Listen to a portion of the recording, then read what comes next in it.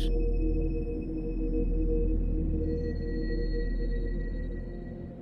बहुत पहले, बिल्कुल शुरू में, समय के शुरू से भी पहले केवल परमात्मा था।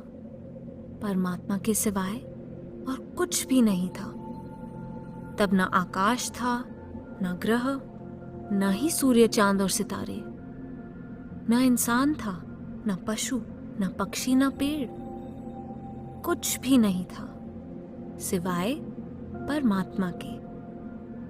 वह परमात्मा नूर से भरा एक अद्भुत सागर था जिसे प्रेम कहते थे। उस विशाल सागर में नूर की लाखों करोड़ों बूंदें थीं जो गहरी नींद सो रही थीं। क्योंकि वे सो रही थीं, इसलिए उन्हें इस बात का पता ही नहीं था कि परमात्मा कितना शानदार है, कितना नूर से भरा है। हर एक बूंद उस विशाल सागर का एक नन्हा सा हिस्सा थी। नूर की उस हर बूंद का नाम था आत्मा। तुम भी उन्हीं नन्ही बूंदों में से एक हो। कुछ समय बाद परमात्मा के दिल में आया कि दुनिया को बनाया जाए। उसने अपनी आवाज और रोशनी की एक जगमगाती लहर पैदा की और उससे सारी दुनिया की रचना हो गई। परमात्मा ने बनाए आकाश, ग्रह, सूर्य, चांद और सितारे। उसने बनाए पर्वत, वादियां और रेगिस्तान, समुद्र, झीलें, नदियां और नाले।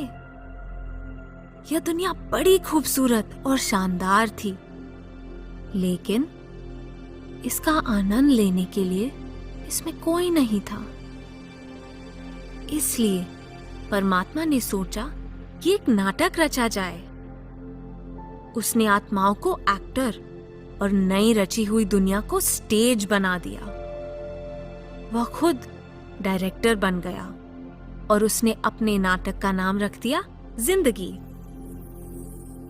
लगभग सभी आत्माएं उस नाटक में हिस्सा लेना चाहती थी।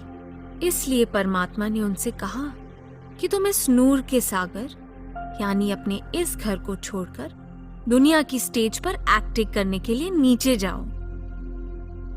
लेकिन उनमें कुछ नन्ही बूंदें ऐसी भी थी जो इस दुनिया में आने को बिल्कुल भी तैयार नहीं थी। वे परमात्मा